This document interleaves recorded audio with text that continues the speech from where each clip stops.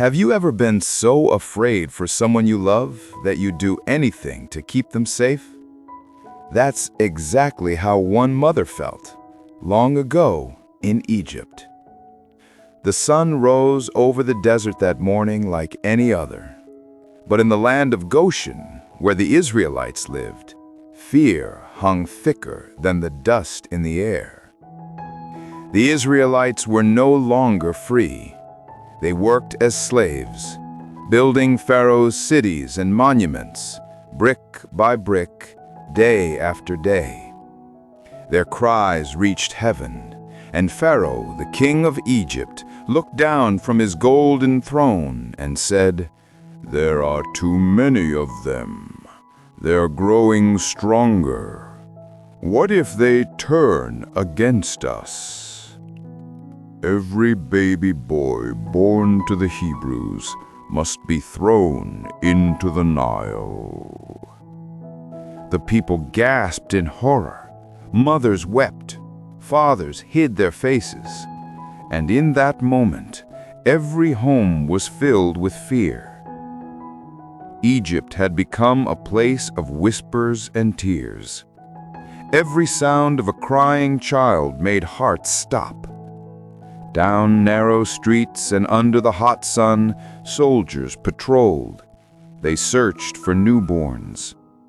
But one small house at the edge of the city kept its windows closed, its doors shut tight. Inside lived a Levite couple, and in the mother's arms, a baby boy. She looked at him, trembling, not from fear, but from love. She whispered, "You are a gift from God, and I will not let them take you." The baby smiled, unaware of the danger around him. Every night the parents prayed. Every morning they hid him from the world.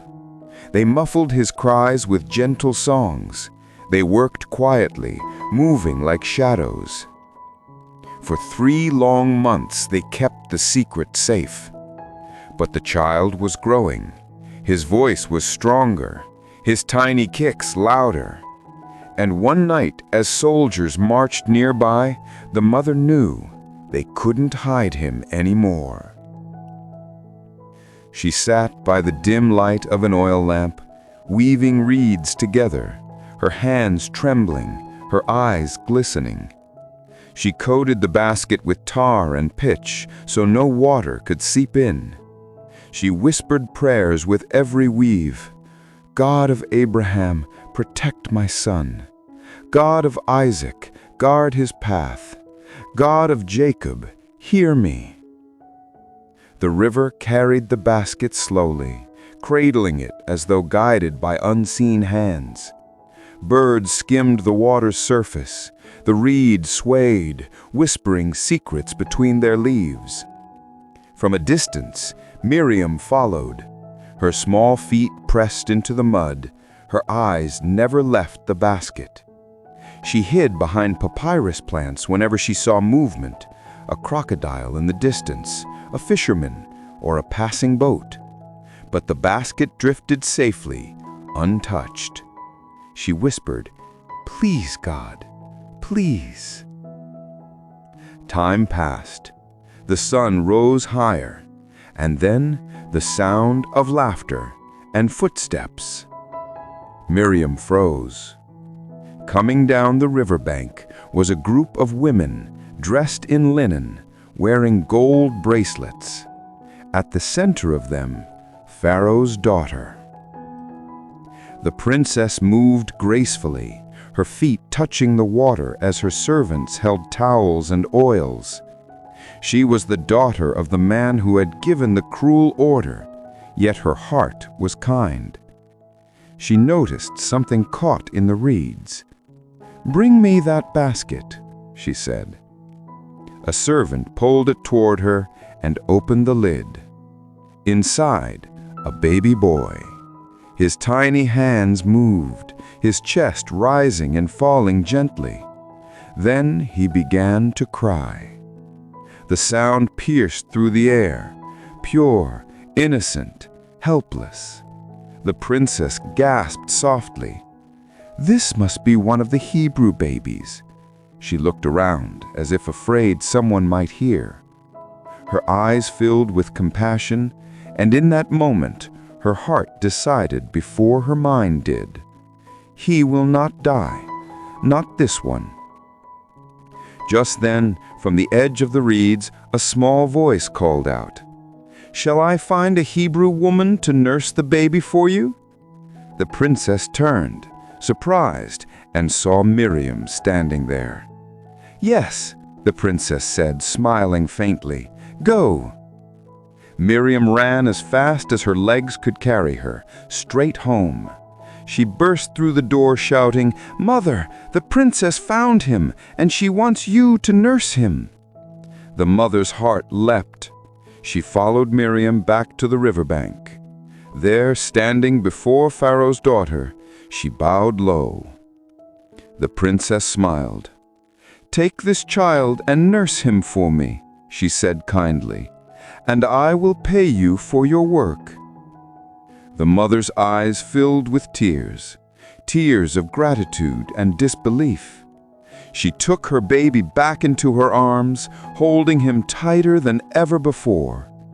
And the princess watched them go, unaware that she had just hired the child's own mother to protect him. Back in their small home, laughter returned for the first time in months. The baby slept peacefully in his mother's arms, unaware of the miracle that had unfolded. She nursed him, sang to him, and told him stories of the God who never sleeps. She whispered, "You were born for something greater, my son." As the years passed, the child grew strong and wise. And when the time came, his mother took him once more to Pharaoh's palace. The princess was waiting.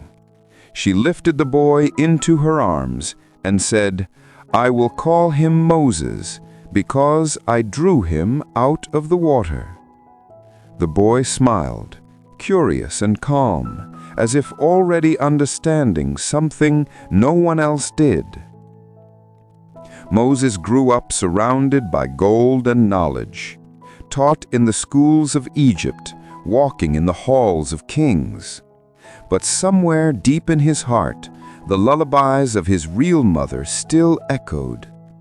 He didn't yet know who he would become.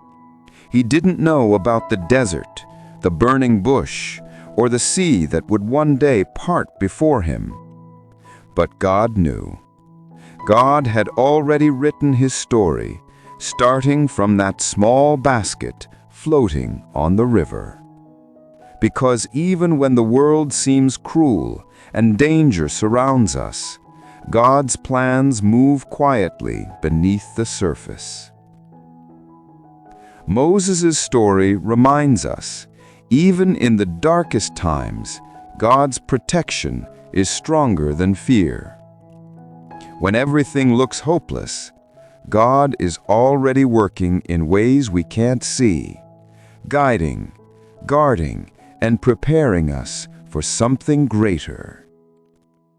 Want to see what happens when God speaks to Moses from the burning bush? Watch the next tiny Bible tale.